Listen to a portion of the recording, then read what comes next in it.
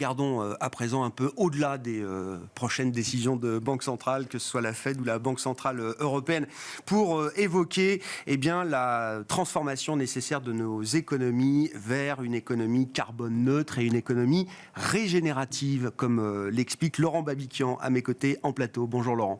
Bonjour. Ravi de vous retrouver. Vous êtes directeur monde des marchés de capitaux du CDP, le Carbon Disclosure Project. On poursuit avec vous une discussion qu'on a déjà entamée il y a quelques années maintenant, autour de cette nécessité de transformer notre appareil productif, nos économies et nos modes de pensée également en matière d'investissement. Votre obsession, c'est l'idée du retour sur impact et la question de la mesure objective, des éléments qui permettent de mesurer objectivement le retour sur impact d'un investissement ou d'une entreprise, dans le cas présent. Vous êtes venu avec un magnifique triangle, ce que vous appelez le triptyque libérateur.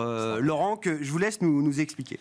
Eh bien, écoutez, merci de m'inviter, Grégoire. Donc, oui, je pense que ce triptyque est nécessaire si on est sérieux par rapport à l'objectif de créer les conditions d'une économie régénérative qui comprendrait la neutralité carbone. C'est quelque chose qui est au-dessus de la neutralité carbone.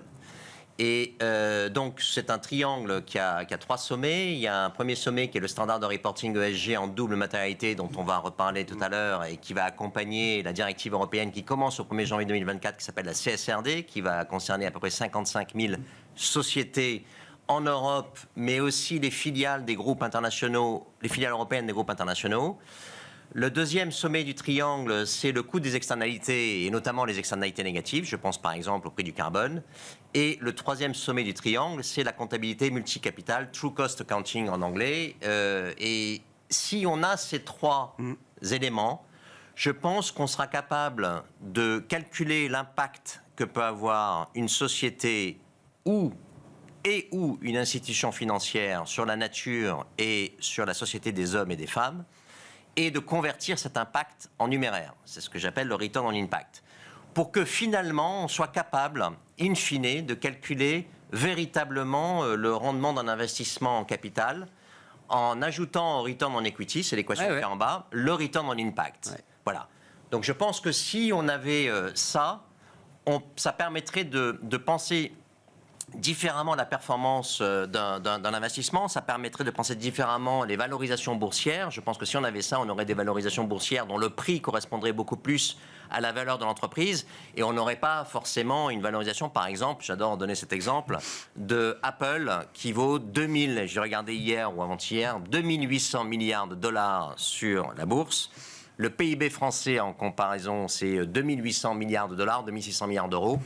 Et quand Apple vaut 2800 milliards de dollars, donc 2,8 trillions de dollars, vaut plus que toutes les sociétés du CAC 40 empilées les unes aux autres. Voilà. Donc ça, c'est juste fou. Et c'est de l'exubérance irrationnelle de marché. Et je pense que si on avait ce triptyque, alors on aurait des prix qui correspondraient beaucoup plus aux valeurs d'entreprise. Le problème, c'est qu'on n'a pas ce triptyque. Non, mais d'où cette conversation continue et permanente avec vous, Laurent. Le point spécifique qui nous intéresse aujourd'hui, c'est la question du standard reporting ESG. Comment est-ce qu'on va mesurer le plus objectivement possible cette double matérialité, cet impact qu'on a sur le reste du monde et la manière dont le changement climatique, les changements et les transitions environnementales impactent également le business d'une entreprise. Je résume la situation, je vous laisse nous expliquer effectivement quelles sont les forces en présence aujourd'hui pour avancer vers des standards de reporting ESG. On a d'un côté une organisation européenne qui s'appelle l'EFRAG, qui travaille sur ces sujets depuis longtemps et qui met en place cette directive CSRD qui va s'appliquer aux entreprises européennes à partir du 1er janvier 2024. Et pour l'ensemble du monde, j'allais dire, on a la IFRS Foundation. Qui est logée aux États-Unis, mais qui est une organisation, une fondation internationale qui travaille, comme les FRAG, à la fois sur des normes comptables financières, mais également sur ces projets de reporting ESG extra-financier pour les entreprises qui adhèrent au principe de la fondation IFRS. Qu'est-ce qu'on peut dire des travaux qui sont menés par ces deux organisations et quel est le rapport de force d'ailleurs qu'on trouve derrière cette question des standards de reporting ESG? Donc ça c'est fondamental. Voilà. Donc, en fait, c'est pas l'EFRAG qui fait la CSRD. La CSRD, c'est quelque chose, c'est une loi, c'est une directive qui est votée par la Commission européenne. Mais la CSRD va être basée sur le travail de l'EFRAG pour que les entreprises puissent rapporter et les institutions financières puissent rapporter toutes les données demandées par la CSRD en utilisant un standard de reporting ESG en double matérialité qui s'appelle l'ESRS, European Sustainability Reporting Standard. Donc, comme vous le disiez, il y a deux approches aujourd'hui. Il y a l'approche de matérialité simple qui est portée par l'ISSB, International Sustainability Standard Board, donc, qui est présidée par Emmanuel Faber et qui est logée dans l'IFRS Foundation, qui est effectivement une charity américaine enregistrée dans le Delaware, mais dont les bureaux, pour la partie ISSB, sont à Francfort et à Montréal. Donc l'IFRS Foundation gère la donnée financière, et ça c'est un succès international. Les normes IFRS, tout le monde connaît. Les normes IFRS, et a créé en 2022 l'ISSB, donc présidé par Emmanuel Faber. Et donc l'IFRS Foundation est comparable à l'EFRAG, puisque l'EFRAG fait aussi le financier et le non financier. Et donc au mois de juin, là, cette année, l'ISSB va publier sa norme pour le changement climatique. Et ce qui était prévu, c'est que l'EFRAG devait publier au mois de juin plusieurs normes, pas simplement le changement climatique, mais aussi la biodiversité, la pollution, l'eau et les océans et l'économie circulaire, en plus de la norme climat. Une approche beaucoup plus globale de ce point de vue-là. Quand vous dites normes, c'est quelles vont être les données et quelle va être la manière dont on va demander aux entreprises de reporter ces données. Exactement. Auprès des investisseurs et du public en général. Absolument. Et il ne faut pas oublier que la CSRD, ça va concerner 55 000 sociétés, et c'est la première fois en grandeur très nature que ces données vont être auditées. En France, il y a une partie de ces données qui est auditée, en Espagne aussi, mais là maintenant c'est au niveau européen.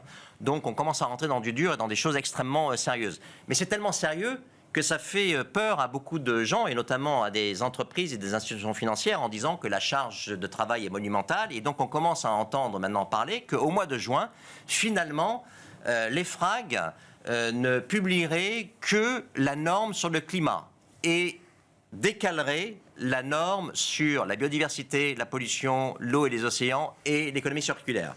Parce qu'il y a un lobby très fort en ce moment en ce sens-là, notamment qui vient de la part des Allemands, il faut le dire, du MEDEF allemand, le BDI.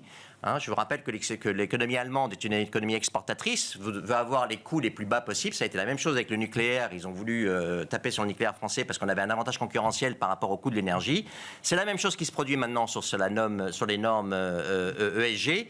Et donc, il faut le dire. Et il y a aussi des choses un peu plus surprenantes qui se sont produites. Il y a Ursula von der Leyen qui a fait un discours il y a quelques semaines qui demandait encore de raboter de 25% le texte qui était prévu pour sortir. Ils sont prêts, les textes prévus pour sortir.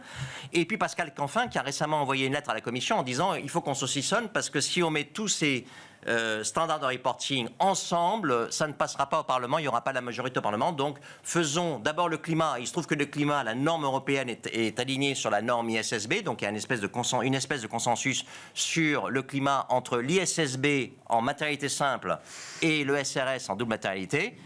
Mais sur les autres, donc les autres, il n'y a que l'Europe qui a travaillé dessus. Et donc là, maintenant, ce que disait Pascal Canfin, c'était de reporter à plus tard, et notamment au mois de septembre, pour pouvoir retravailler sur une baisse d'ambition des autres normes pour avoir des chances de passer au niveau du Parlement européen. Mais on n'a pas de temps à perdre. J'entends votre impatience, Laurent. Est-ce qu'on peut imaginer quand même, parce que là, que Pascal Canfin lui-même demande une forme de séquençage pour que la régulation soit aussi plus digeste peut-être pour les entreprises. Dites, c'est pas la bonne méthode. Oui, c'est pas tout dépend de l'objectif. Si on est sérieux sur l'objectif qu'il faut faire une économie régénérative, alors il faut qu'on accélère et qu'on mette au mois de juin tous les standards, y compris biodiversité, les autres dont j'ai parlé, parce qu'on n'a pas le temps d'attendre. On voit, par exemple, le bassin méditerranéen, on est déjà à 1,5 degré. On va arrêter de donner des explications maintenant. Alors maintenant, d'ailleurs, je lisais une étude intéressante qui a été faite par Ipsos et EDF, qui démontre que le climato-scepticisme remonte. Et notamment, remonte très fortement dans les pays producteurs de pétrole. Et en Europe, c'est la Norvège. Donc, on est dans une espèce d'enfumage, si vous voulez, ambiant. Il faut apporter maintenant du sérieux et de la consistance. Si on est sérieux par rapport à l'objectif, alors on doit faire tout ça au mois de juin et le plus tôt possible pour donner aux entreprises les bonnes habitudes tout de suite. L'Europe qui était leader, pionnière sur ces questions, qui bénéficiait d'une avancée, est peut-être en train de ralentir et de perdre du temps au moment où l'obstacle arrive. Absolument. Que se passe-t-il en face du côté de l'ISSB? Alors l'ISSB a annoncé qu'ils allaient commencer à travailler sur ces autres normes, mais sans vraiment apporter, à ma connaissance, trop de précision. Mais bon, je veux plutôt me concentrer sur ce qui se passe en Europe et dire que le risque du séquençage, parce qu'on parle de septembre, mais après ça peut être l'année prochaine, c'est que l'année prochaine, il y a une alternance au niveau européen. On change la Commission européenne, on change le Parlement européen, donc on va prendre 1 an à 1 an et demi dans la vue, le temps que les nouveaux arrivent, prennent les dossiers en cours. Donc si on ne passe pas l'obstacle là au mois de juin, on prend probablement 2 ans en pleine phase. Et la nature, le monde ne peut pas attendre ça. Si on est sérieux par rapport à l'objectif, on ne peut pas se permettre d'attendre ce décalage. Et si jamais ça se produisait, alors ce qui va se passer, c'est que les gens vont commencer à répondre à la norme, à la directive CSRD. Ouais. Sur le climat, on a les trucs qui vont bien, tout le monde est aligné, mais sur les autres, chacun va répondre un petit peu, ça va être le Wild Wild West de sa manière, et on n'aura aucune coordination et aucune donnée homogène, et ça devrait être audité par les auditeurs, donc ils vont perdre un petit peu leur latin, ils vont être un petit peu désorientés, donc c'est tout l'intérêt de commencer à travailler sur toutes ces normes très tôt, elles sont prêtes, et il faut y aller parce que le monde ne peut pas attendre ça. Et Non, mais le risque est réel et on verra d'ailleurs les chances de voir ce risque se matérialiser, c'est-à-dire de séquencer effectivement cette régulation pour les entreprises. Je rappelle qu'on a pour les investisseurs déjà une réglementation qui s'applique, qui est la SFDR, effectivement, qui a connu un peu de flou, un besoin de clarification, et là aussi, qui a montré effectivement qu'une réglementation mal ficelée ou trop floue peut perdre un peu les investisseurs, en tout cas les acteurs à qui cette réglementation est censée s'appliquer. Bien sûr. Et si je reviens sur le triangle, c'est parce que ce triangle permettrait de faire des valorisations boursières beaucoup plus proches de la réalité de la vie des entreprises. Qu'on a ces lobbies qui tapent systématiquement sur le coût des externalités négatives. On n'a pas de taxe carbone. Alors, ça fait 40 ans qu'on en parle. Et on sait que la taxe carbone détruit de la valeur d'entreprise. Et donc, c'est pour ça qu'on n'en a pas. Et donc là, maintenant, la même chose sur le standard de reporting ESG en matérialité. C'est un nouveau sommet qui est fragilisé. Absolument, et on ne peut pas attendre ça parce que sinon c'est nos enfants et nos petits-enfants qui paieront toutes les pots cassés. C'est pas tellement nous on commence à voir les choses, mais c'est surtout les générations futures. Et ça, c'est un problème éthique. Les ambitions, c'est aussi une question de moyens. Vous êtes plongé dans les moyens financiers qui sont accordés à la IFRS Foundation pour l'ISSB et l'EFRAG en Europe. Oui, absolument. J'ai regardé les chiffres officiels. Donc on n'a pas les chiffres de l'EFRAG pour 2022, on a les chiffres de 2021. Mais si je regarde en 2021, je vois que le budget de la Fondation IFRS global, financier et non financier, était de 28,8 millions de pounds, à peu près 33 millions d'euros, alors que le budget de l'EFRAG, les pendants européens, était de 8,8 millions d'euros. Et je vois, on a les chiffres de l'IFRS Foundation pour 2022 sur les deux pans, le pan financier et le pan non financier. Donc en 2022, on est passé de 33 millions d'euros à 55 millions d'euros, le budget global de l'IFRS Foundation. Et là-dedans, il y a 17,5 millions d'euros. C'est le seed funding de l'ISSB qui a commencé en 2022 avec un bureau en Allemagne et un bureau au Canada. Et on voit d'ailleurs que les deux pays qui ont, parce que ce sont des contributions des États et des organisations peuvent faire des contributions, mais les États aussi, les deux pays qui ont le plus augmenté leur contribution au funding de l'IFRS, c'est le Canada et l'Allemagne qui justement host l'ISSB. Donc je dirais que il faut que l'EFRAG, il faut donner de l'argent à l'EFRAG. La Commission européenne donne de l'argent à l'IFRS. En 2021, a donné 4,3 millions à l'IFRS et au niveau de l'EFRAG, 2,9 millions d'euros. Donc il faut se donner les moyens des ambitions. En Europe, on est fort pour mettre des lois et on a fait la taxe carbone aux frontières, on a fait la loi sur le devoir de vigilance et toute la taxonomie et autres. Mais il faut se donner les ambitions, on ne se les donne pas. Il faut que l'EFRAG soit fondé beaucoup plus que ça. Et l'EFRAG a déjà pondu des standards dont on vient de voir qui seraient peut-être reportés dans le temps, alors que ce n'est juste pas possible si on pense à nos enfants et à nos petits-enfants. Et le fait d'entendre les entreprises dire oui, c'est une charge de travail, c'est beaucoup d'argent, c'est de l'investissement. Non, il faut que ce soit vu comme un investissement, justement, pas comme un coût. C'est la même chose il y a des années. Elles ont dépensé beaucoup d'argent pour faire la donnée financière. Maintenant, c'est la même chose qui se produit sur la donnée extra-financière. Il faut passer à des choses sérieuses. Voilà. Merci pour cette alerte, Laurent Babiquian. Merci à vous de m'avoir directeur monde des marchés de capitaux du CDP, qui était l'invité de Smart Bourse à la mi-journée. On se retrouve à 17h en direct sur Bismart.